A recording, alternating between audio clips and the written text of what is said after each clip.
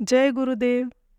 आइए आज हम सुनते हैं परम पूज्य गुरुदेव के प्रवचन से विचार क्रांति, अपने समय की सबसे बड़ी आवश्यकता। हर किसी को यह समझ लेना चाहिए कि मन स्थिति ही परिस्थितियों की जन्मदात्री है। चेतना के स्वस्थ स्तर का प्रमाण परिचय विचार प्रवाह के आधार पर आंका जाता है। साधनों की न्यूनाधिकता ही अनुकूल प्रतिकूल परिस्थिति के नाम से जानी जाती है। साधन शरीर द्वारा जुटाए जाते हैं। चेतना आकांक्षा उत्पन्न करती है और चेतना के सहारे ही शरीर की सत्ता बनी रहती है। निष्प्राण हो जाने पर शरीर अपनी समूची क्रियाशीलता को खो बैठता है और मरण के उपरांत तुरंत ही सड़ने गलने लगता है। इस बात को ध्यान में रखते हुए स्वजन संबंधी अंत्येष्टि क्रिया द्वारा मृत शरीर को यथासंभव जल्दी ही समाप्त करने का प्रयत्न करते हैं। एक जैसी परिस्थितियों में जन्मे मनुष्यों में से कुछ उन्नति के शिखर स्तर तक जा पहुँचते हैं और कितने ही रोती कलपती स्थिति में दुर्दशाग्रस्त बने रहते हैं। इस अंतर का कारण न तो समाज है और न वातावरण। साधन ही यदि सब कुछ रहे होते तो एक जैसी परिस्थितियों में जन्मे पले मनुष्यों का भविष्य एक जैसा ही बनना चाहिए था, पर ऐसा नहीं होता। मन स्थिति ही प्रेरणाओं का प्रवाह पैदा करती है। वह ही शरीरगत क्रियाकलापों को इधर से उधर घसीटती फिरती है। योग्यता, क्षमता और दक्षता की स्थिति विचारधारा के अनुरूप ही सुविकसित अथवा अनाथ स्थिति में बनी रहती है।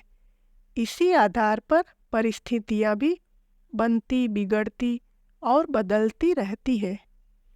इसीलिए मनुष्य का स्तर एवं भविष्य उसकी मन स्थिति पर पूरी तरह अवलंबित देखा जाता है।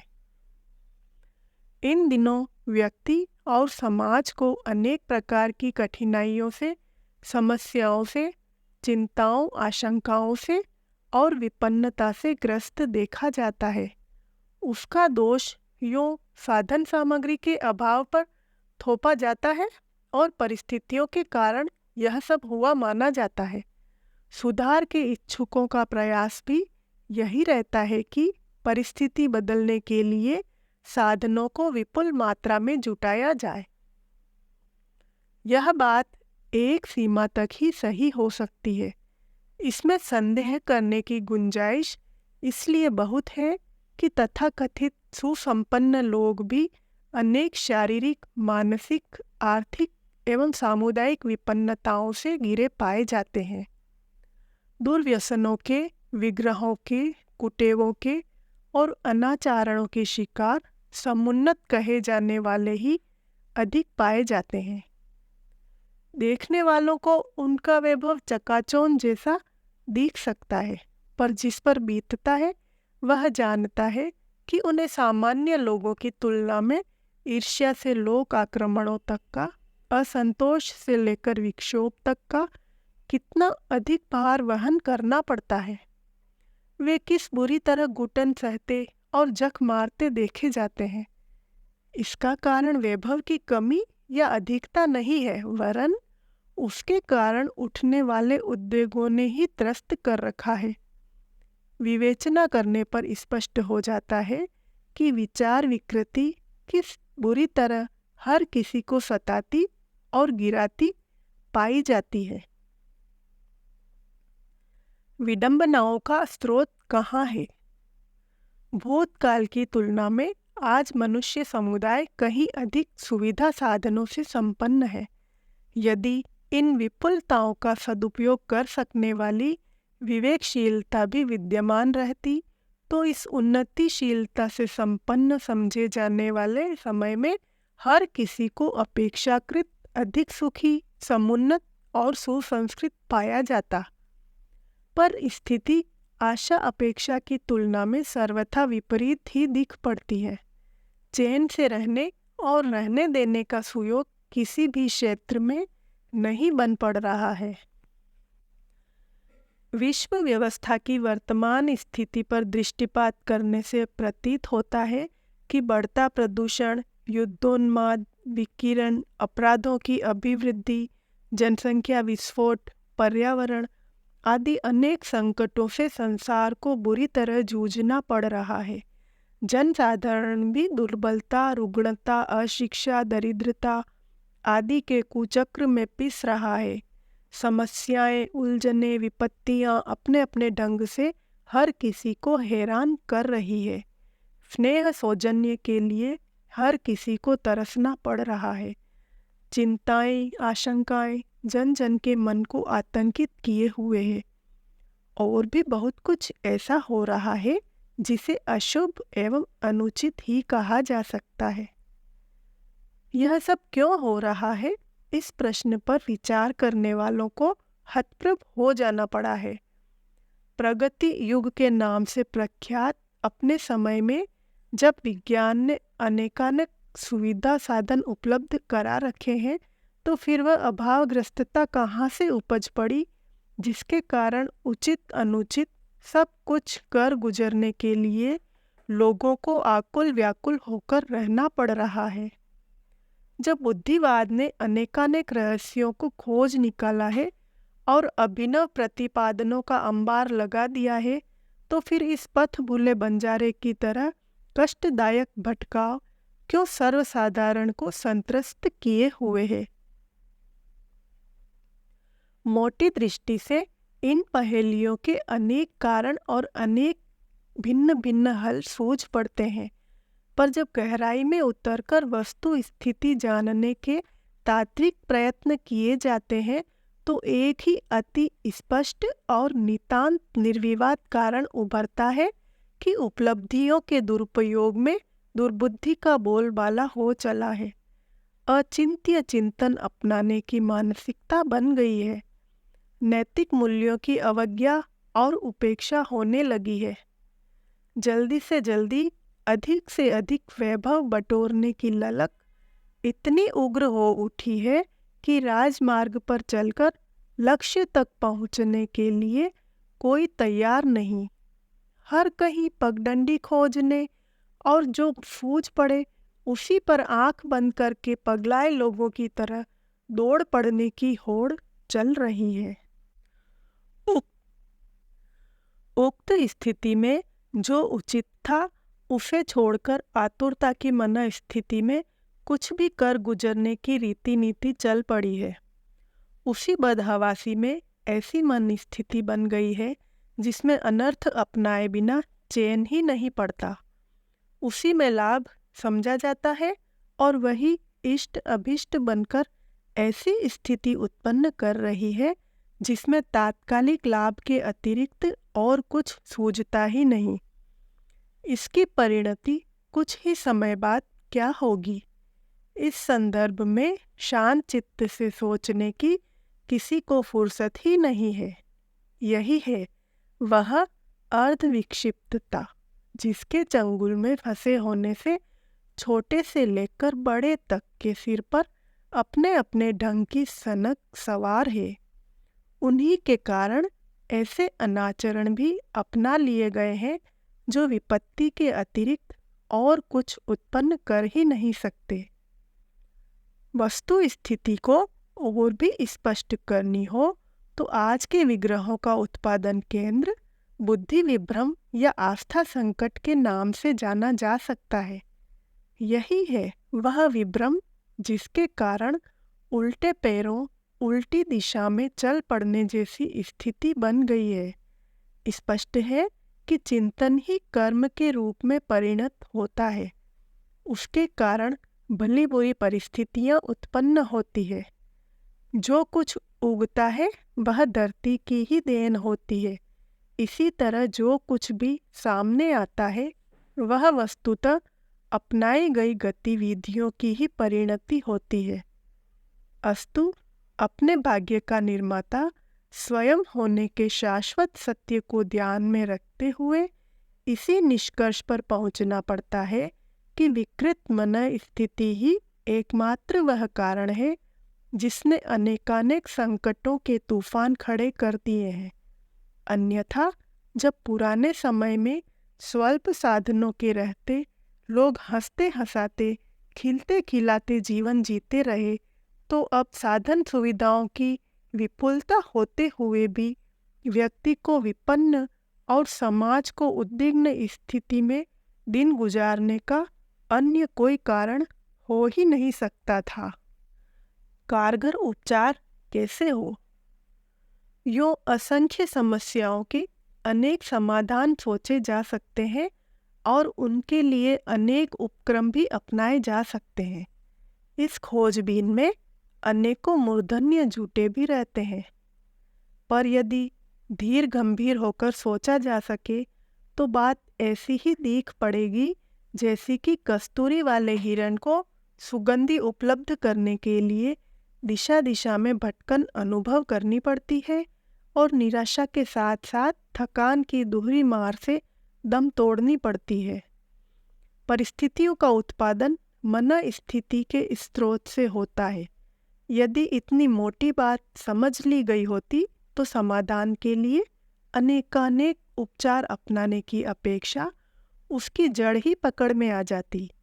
विकृत चिंतन को निरस्त करने का काम ही संपन्न कर लिया जाए तो वह सब कुछ बदल जाएगा जो मानवीय गौरव गरिमा के न तो अनुरूप है और न अनुकूल।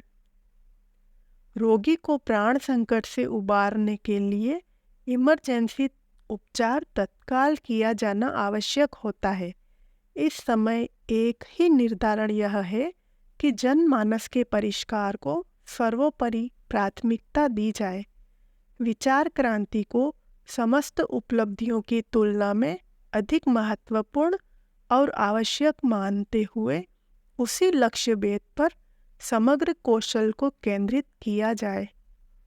लोकमानस को सही मार्ग पर चलने के लिए यदि सहमत किया जा सके तो समझना चाहिए कि अगणित संकटों का समाधान मात्र एक ही उपचार से संभव हो गया। समझा और समझाया जाना चाहिए कि जब शरीर यात्रा का निर्वाह थोड़े समय के थोड़े से परिश्रम से ही संभव हो सकता है, तो सोने के भंडार जमा करने के लिए लालायित होने का क्या औचित्य है। अधिक बटोरना, अपने सिर पर असहनीय भार लादना और उसे खींचने में समूची क्षमता गंवा बैठना भला किस प्रकार बुद्धिमानी का चिन्ह हो सकता है। गुंजाइश से अधिक चटोरेपन से प्रेरित होकर पेट में अभक्ष्य ठूंसते रहा जाए तो दर्द उल्टी होना ही चाहिए। कभी कभी तो प्राण संकट तक आ खड़ा हो सकता है। व्यसन, विलासिता, अमीरी प्रदर्शन का ठाट एवं अहंकार का उन्माद यदि सब मिलकर एक साथ आक्रमण करें तो समझना चाहिए कि घायल गधे पर एक साथ कौवे, चील, गिद्ध, सियार और कुत्ते दौड़ने जैसी स्थिति बन गई और बारी बारी से नोचे जाने की अधिक कष्टदायक घड़ी सामने आ खड़ी हुई। लिप्सा की, तृष्णा की तृप्ति कोई अब तक तो कर नहीं सका है। आगे भी कोई इस समुद्र जितनी गहरी खाई को पाटने में सफल हो सकेगा, इसकी संभावना न तो वर्तमान में किसी से बन पड़ेगी और न भविष्य में भी इसकी कहीं कभी आशा की जा सकती है। चारे दाने का लालच चिड़ियों और मछलियों को प्राण गंवाने के संकट में फंसा देता है। अतिशय लालच के वशीभूत होकर जिन कुकृत्यों को अपनाया जाता है वे नशेबाजी की तरह क्षणिक आमोद से ललचाकर व्यक्ति को हर दृष्टि से खोखला और अकाल मृत्यु का ग्रास बनाकर ही छोड़ते हैं। यदि उन्हें वस्तु स्थिति से अवगत कराया और कुटेव को छोड़ने के लिए किसी प्रकार सहमत किया जा सकता तो इतने भर से उस व्यक्ति का संबद्ध परिवार का और प्राकारांतर से समूचे संसार का हित साधन हो सकता था। विचार क्रांति अनिवार्य है। यह समझने और उस संकट की ओर से लौट पड़ने का काम स्वयं अपने विवेक से किया जा सके तो और भी अच्छा। अन्यथा हितैषियों का कर्तव्य है कि आत्महत्या के लिए उतारू आवेशग्रस्त को बलपूर्वक दबोचकर औचित्य तक ही सीमित रहने के लिए बाधित किया जाए। आज के आस्था संकट से ग्रसित लोगों को महामारी ग्रसित विपत्ति झेलने वालों की श्रेणी में गिनते हुए उन्हें रोग मुक्त करने के लिए यह सभी कुछ किया जाना चाहिए। प्रकारांतर से यही है महान परिवर्तन प्रस्तुत कर सकने वाली विचार क्रांति की रूपरेखा। लोकमानस के परिष्कार नाम से भी इसी का उल्लेख होता है। अवांछनीय मान्यताओं गतिविधियों की रोकथाम के लिए यह अनिवार्य रूप से आवश्यक है। इसे संपन्न करने के लिए हमें आपत्तिकालीन स्थिति से निपटने जैसी उदार साहसिकता का परिचय देना चाहिए। पड़ोस में हो रहे अग्निकांड के समय मूक दर्शक बने रहना किसी को शोभा नहीं देता, विशेषतया उनको जिनके पास फायर ब्रिगेड जैसे साधन हैं। विवेकशीलता और उदारता से संपन्न लोगों के लिए यह अशोभनीय है कि विश्व संकट का समाधान समझते हुए भी उस संदर्भ में जो सहज ही अपने से बन पड़ सकता था उससे उपेक्षा दिखाएं, अन्य मनस्कता जैसी निष्ठुरता अपनाएं। बाहरी सहायता से अधिक देर तक किसी का काम नहीं चल सकता। उससे विपत्ति की वेला में यत्किंचित सहायता वर मिल सकती है। काम तो अपने पैरों पर खड़े होने से ही बनता है। अपनी भुजाओं का पुरुषार्थ ही निर्वाह साधन जुटाने से लेकर प्रगति पथ पर अग्रसर होने जैसे सुयोग जुटाता है। रक्तदान से आहत को तात्कालिक राहत ही दी जा सकती है। जीवित रहने की आशा तभी बंधती है जब अपना शरीर स्वयं रक्त उत्पादन करने लगता है। मानविक करुणा के नाते अभावग्रस्त की सहायता तो होनी ही चाहिए, किंतु स्थायी समाधान तभी बन पड़ेगा जब अपने बलबूते अपनी समस्याओं से निपटने की साहसिकता उभरे। दानों में सबसे बड़ा दान एक ही है कि व्यक्ति की प्रस्तुत मानसिकता को झकझोर कर जागृत बनाया जाए, अपनी भूलें सुधारने और अपने भाग्य का निर्माण करने के लिए साहसिकता अपनाने के लिए सहमत किया जाए। विचार क्रांति में यही किया जाता है कि भटकाव के दुष्परिणामों की मान्यताओं को इतनी गहराई तक पहुंचाया जाए कि अवांछनीयता अपनाए रहने की स्थिति से पीछा छुड़ा सकने की बात बन पड़े। सुखद संभावनाओं के निकट तक जा पहुंचने के लिए चल पड़ने वाला पौरुष अपनाने के लिए कटिबद्ध होने का उत्साह जगाया जाए। अपनी समस्याओं का उत्तरदायी स्वयं को भी मानने और अपना सुधार करने के बाद दूसरों से भी सहयोग की आशा अपेक्षा करने की बात तो समझने योग्य है, पर इसका कोई औचित्य नहीं कि अपनी प्रतिगामिता को छाती से चिपकाए बैठे रहा जाए और जिस तिस पर प्रस्तुत कठिनाइयों का दोष मढ़कर किसी प्रकार मन को समझा लिया जाए। ईश्वर भी मात्र उन्हीं की सहायता करता है जो अपनी सहायता आप करते हैं। इस सत्य को झुठलाया नहीं जा सकता। भले ही कोई हठवादिता अपनाकर परावलंबन के आधार पर दिवा स्वप्न सजाता रहे, पात्रता की अभिवृद्धि के बिना उदार चेताओं के अनुदान भी आते जाते कहीं बीच में ही अटक जाते हैं। यही है शाश्वत सत्य, जिन्हें समझने समझाने के लिए समझदारों को सहमत करना विचार क्रांति की पृष्ठभूमि है। यही है अपने समय की सबसे बड़ी आवश्यकता। इसी में सन्निहित है सुख, शांति और प्रगति के सूत्र सिद्धांत। महामानवों का अनुगमन करें। उदार चेता विचारशीलों को अपने क्रियाकलाप में इसी पुण्य परमार्थ का समुचित समावेश किए रहने की मानसिकता अपनानी चाहिए। पुरातन काल के परमार्थी महामानव यही करते भी रहे हैं। स्वयं औसत नागरिक स्तर का निर्वाह अपनाने वाला लोक सेवी संपदा किस प्रकार कितनों को बांटे? जो जिसके पास है ही नहीं, वह उसे लाए कहाँ से? सदावर्त बंटवाना, बावड़ी बनाना, कंबल बांटना जिनके लिए संभव है वे धनाधीश वैसे ही करते रह सकते हैं, परंतु ब्रह्मचेता तत्वज्ञानियों के लिए तो इतना ही संभव है कि भटकों को राह दिखाएं और जो उठने का साहस नहीं कर पा रहे हैं उन्हें उठाने के लिए अपने कौशल का उपयोग कर दिखलाएं। मन स्थिति बदल जाने पर परिस्थितियों का बदल जाना सुनिश्चित है। सफलताएं अर्जित करने वाले और परमार्थ के आधार पर देव मानव कहलाने वाले लोगों ने अपने क्षेत्र में अपने स्तर की सूझबूझ और क्रिया प्रक्रिया का परिचय दिया है। यही है करणीय और अनुकरणीय। देव मानवों की तरह अभिनंदनीय मनीषियों ने अपनी श्रद्धा और सक्रियता को इसी दिशा में नियोजित रखा है कि उल्टे चिंतन को सीधा किया जाए। भटकावों को निरस्त करके नई राह अपनाने के लिए समुद्र में खड़े रहने वाले प्रकाश स्तंभों की तरह सही मार्गदर्शन करते रहने में जीवन बिता दिया जाए। यह कार्य इतना महत्वपूर्ण माना गया है कि जो इस काम में निरत रहे उन्हें भूफूर पृथ्वी के देवता स्तर की मान्यता दी गई और उसी स्तर की वरिष्ठता प्रतिष्ठा उन्हें प्रदान की गई।